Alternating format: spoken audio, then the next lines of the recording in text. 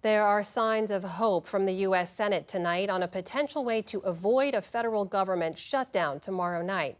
60 votes are needed to move anything forward, and it's still unclear if enough Democrats will join Republicans to pass a stopgap deal and what they may get in return.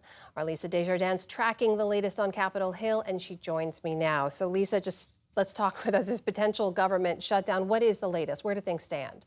We've had another long, strange couple of days here on Capitol Hill, but I can report now from sources familiar that there is potentially a break in the impasse right now. They need about 8 Senate Democratic votes. This morning, it didn't look like those votes were there, but now I can report that the Senate Democratic leader himself, Chuck Schumer, has told Democrats that he plans to vote yes on that critical 60 margin vote. Now, with that, we expect other Democrats to come on board. This, of course, is the House measure that was passed, would fund government all the way till September 30th.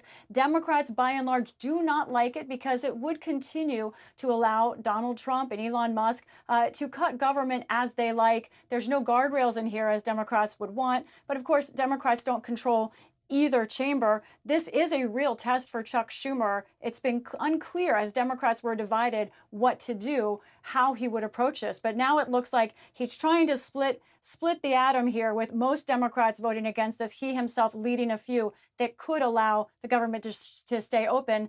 The only Democrat officially voting yes right now is John Fetterman of Pennsylvania. He is someone who has said openly the idea of Democrats pushing for a shutdown or allowing a shutdown is something that he thinks is beyond Democratic strategy and is something that would really hurt the country.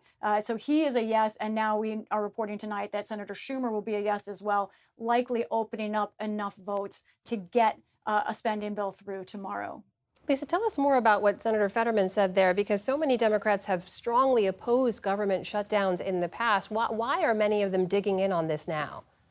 When you talk to these senators, there's one reason. They say they are being overwhelmed by calls and pressure from their constituents.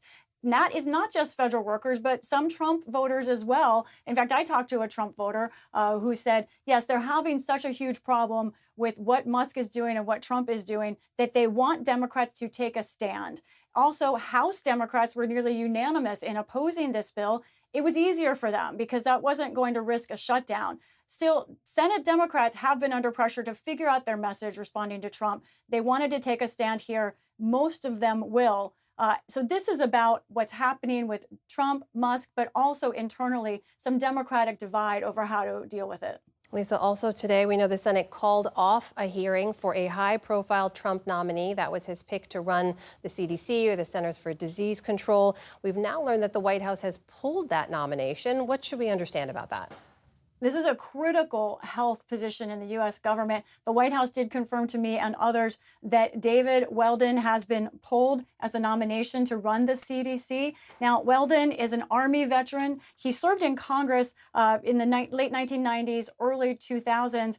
He is himself a doctor of internal medicine, but he is known here, and the controversy is around his push for research on autism, and particularly when he was in Congress rejecting studies that debunked the idea that autism could be caused by vaccines. We know now there is a lot of academics that show there is no link there. He is someone who has raised doubts about that very openly in a controversial way. Now, Weldon sent out a statement saying that he was caught by surprise today. He pointed a finger of blame at 2 senators in particular, Republicans, the chairman of the Health Committee, Cassidy, and also Senator Susan Collins of Maine. He said they're the ones that sort of kind of blindsided him. I spoke to both of those senators, Amna. They said, no, not true. They wanted his hearing to go forward, that they still had not made up their minds, while they may have had reservations. So there is an interesting disconnect here. But one bottom line is the White House seemed to make this decision themselves, that they didn't want this nominee in the job.